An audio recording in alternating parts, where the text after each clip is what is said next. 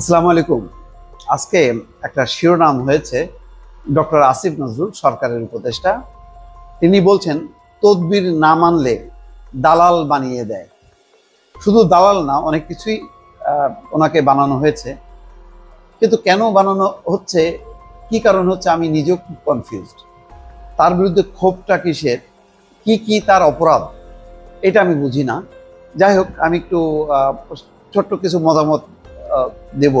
তার এই বক্তব্যটা আমাকে বেশ দাগ কেটেছে, যে তাই তো, কেন তাকে দালাল বলা হয়। তিনি বলছেন যে কারো অন্যায় তদবির মেনে না নিলেই সরকারের উপদেষ্টাদের বিরুদ্ধে অপপ্রচার শুরু হয় বলে মন্তব্য করেছেন আইন উপদেষ্টা অধ্যাপক আসিফ নজরুল। বৃহস্পতিবার দুপুরে সিডাব মিলনায়তনে এক আলোচনা সভায় তিনি এই মন্তব্য করেন। গণমাধ্যমের স্বাধীনতা, সাংবাদিকদের সুরক্ষা এবং অভিযোগ নিষ্পত্তির আইনি কাঠামোর পর্যালোচনা শীর্ষক এই আলোচনা সভার আয়োজন করে centre for governance studies, CGS. Asif Nazrul বলেন, বিশ্বাস করবেন, আমার কাছে বহুত অন্যায় তদবির আসে। যেই মুহূর্তে তদবিরগুলো মানি না, দেখা যায় যার তদবির অন্যায় তদবির রাখিনি, কিছুদিন পর সে আমাকে ভারতের দালাল বলা শুরু করে দেয়। 40-50 বছর আগে আমার সঙ্গে কার কোন সম্পর্ক ছিল তা নিয়ে বিভিন্ন প্রোগ্রাম বানানো শুরু করে দেয়। যা ইচ্ছা বলে, ওই যে ঝিনুক নীরবে সহ্য করে যায়, কিচ্ছু করি না, মামলা তো দূরের কথা, কোনো উত্তরও দেই না। এটা ঠিক, সরকার উপদেষ্টা হওয়ার পরে যে কয়জন উপদেষ্টাকে টার্গেট করা হয়েছে, সমালোচনার টার্গেট, আসিফ নজরুল তাদের মধ্যে অন্যতম। আসিফ নজরুলকে ব্যক্তিগতভাবে আমিও চিনি। উপদেষ্টা হওয়ার আগে একবার দুবার ফোনে কথা হয়েছে, আর যখন আমি বাংলা ভিশনের নিউজের হেডের দায়িত্বে ছিলাম তখন প্রায় আসতেন, কিন্তু শেষের দিকে সরকারের নিষেধাজ্ঞার কারণে আসিফ নজরুল, নুরুল কবি সহ অনেককে আনতে পারেনি। কিন্তু আসিফ নজরুল পোস্ট লিখতেন নিয়মিতভাবে, এবং সেটা নিয়ে সরকারের ভেতরে জ্বালা পড়া হতো, প্রচুর লাইক, কমেন্ট, শেয়ার হতো। এত বেশি জনপ্রিয় ছিলেন। সেই জনপ্রিয় হওয়ার কারণ হাসিনা বিরোধী বা হাসিনা শাসনামলের বিরুদ্ধে তার ধারাবাহিকভাবে তার লিখে যাওয়া, বক্তব্য দেওয়া। সেই মানুষটা রাতারাতি তাকে কেন ভিলেন করা হলো, আমি এটা বুঝলাম না। কি অপরাধ তার, কেন তার বিয়ে, তার ব্যক্তিগত জীবন নিয়ে ঘাটাঘাটি করা হচ্ছে, সেটা আমি বুঝতে পারি না। যখন হাসিনা বিরোধী অবস্থান নিয়ে সে লেখালেখি করতো, এখন যারা সমালোচনা করছেন তখন তো তাকে সমালোচনা করছেন, এখন করছেন কেন? তাহলে উপদেষ্টা হয়ে কি উনি এমন কিছু করেছেন যা তাকে সমালোচনা করা যায়, বা তিনি দালাল, বা তিনি ভারতের পারপাস সার্ভ করতেছেন, তিনি আওয়ামী লীগের পারপাস সার্ভ করতেছেন, এমন কি কিছু? আমি তো সেরকম কিছু দেখি না। আমি নিজেও একবার দুবার ভাবছিলাম যে একটু যাব।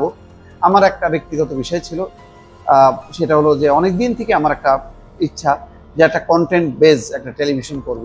কিন্তু আবার চিন্তা করলাম যে ওই একই কথা, যে তার উপর কাজের বোঝা, তিনি যদি মনোযোগ না দেন, তিনি যদি বিষয়টা না বোঝেন, তখন আবার খারাপ লাগবে। যেহেতু তাকে চিনি, জানি, তখন হয়তো মনে হতে পারে যে উনি জিনিসটা একটু বুঝলেন না, শুনলেন না। কেননা আমার সাথে ওই যে আগে যে ছিলেন, এখন এনসিপির প্রধান নাহিদ ইসলাম, তার জানাশোনা নেই। এখন যিনি আছেন মাহফুজ আলম, তারও জানাশোনা নেই। এখন ওনারা একদমই আমাকে চেনেন না, জানেন না ব্যক্তিগতভাবে, হয়তো আমার নাম শুনে থাকতে পারেন। তো হুট করে তাদের কাছে যাওয়া মানে একটা মনে হয় যেন আমি একটা বিশাল একটা তদবির নিয়ে আসলাম।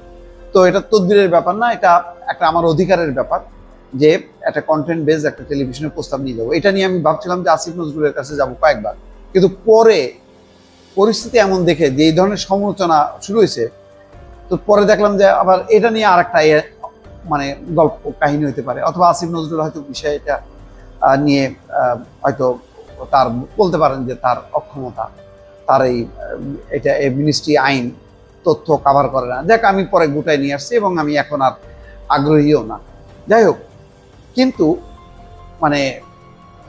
কাউকে, বিশেষ করে এখন এই সরকারে যারা আছে বা সরকারের বাইরে যারা আছে, যারা বিগত 15 বছরে শেখ হাসিনার বিরুদ্ধে আলোচনা, সমালোচনা করেছে, প্রবলভাবে যারা লিখে গেছে, চেষ্টা করেছে, তাদের প্রত্যেকের প্রতি আমার শ্রদ্ধা, সম্মান আছে। সেটা পিনাকি, ইলিয়াস, তারপরে ডক্টর কনক সরোয়ার থেকে শুরু করে বাংলাদেশে যারা আছে, ডাক্তার জাহেদ, আসিফ নজরুল, বা অনেক, জুলকারনায়ের সাহেব, প্রত্যেকের, কতজনের আর নাম বলবো এই মুহূর্তে, হুট করে নামও তো মনে আসে না সবার, প্রত্যেকের প্রতি আছে। কিন্তু আমি দেখি প্রায় তাদের মধ্যে মতবিরোধ একজন আরেকজনের বিরুদ্ধে, কিন্তু আমি বিশ্বাস করেন একজনের বিরুদ্ধে আমি বলি না, এবং সবসময় আমি বলি যে আমার সাথে মত পার্থক্য আছে, কিন্তু প্রত্যেককে আমি সম্মান শ্রদ্ধা জানাই এই কারণে তারা ফ্যাসিজমের বিরুদ্ধে লড়াই সংগ্রাম করেছে, আন্দোলন করেছে।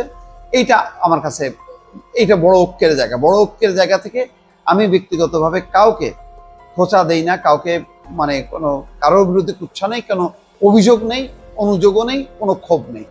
তো সেখানে আসিফ নজরুল তার তো একটা বড় ভূমিকা ছিল। আমাকে আর কয়জন চেনে, আমার কথায় বা লেখায় আর কয়জন উদ্বুদ্ধ হয়, তার চেয়ে হাজার হাজার লক্ষ লক্ষ মানুষ আসিফ নজরুলের ফলোয়ার।